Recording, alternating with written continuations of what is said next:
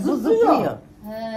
Enerjik bir çocuğum. Daha ne istiyorsunuz? O enerjiler hiç yok öyle bitmiyor. bir zıplama. Halen bitmemiş. Dayım der ki ben Halen. seni yorayım Kollarım yat kopardı. diye Ulan çok şey oturuyor, yapardı. ayak Sen beni üstünde sanki yatırırdın var. sen. Ayaklarımın altında yay var. Vallahi Ya, hiç sorma. Ben öyle. sinir oluyordum artık daha. Yeter Yeter dedim Ümran Ümran sen bırak öyle şunu. uyuyabiliyor musun? Uyurum yenge boş ver o zıplasın. Kız diyordum nasıl rahat ediyorsun Ümran? Bu burada zıpladıkça bu kollara Ümran bu giderken şekilde nasıl ha, böyle. alıştım yenge diyordu alıştım. Hayır bana şimdi Ben ben dedim uyuyacağım. ya nişana çocuk çağırmayacağım diye herkes bana yazmış ki niye sen amcanın düğününde ortalıkta gezinmeye Ya, gidiyorsun? göbek- Dedim benim kimseye zararım yok. Kendi kendime oynuyorum ne güzel.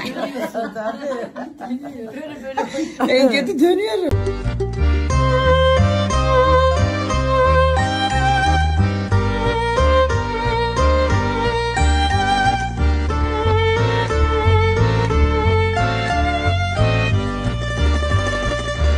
Herkes diyor ki kayınpederinin yanında nasıl da sus pus duruyor.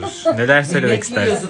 Niye kayınbabam da sohbetli merak etme sen. Babam da sever sohbeti ama Tam yerine denk geldim. Kayınbabam da benim gibi süpürge seviyor, sohbet seviyor. sorma, babam da- Onların hiçbiri makineye girmiyor. Onlar tek tek elde yıkanacak.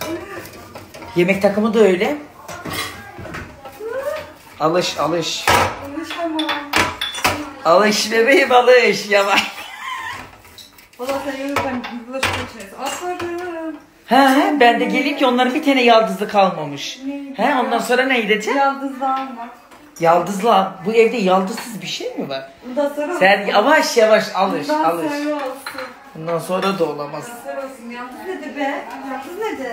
Bak. Şimdi böyle diyor. Siz bir sene sonra görün. Nasıl oturmuş.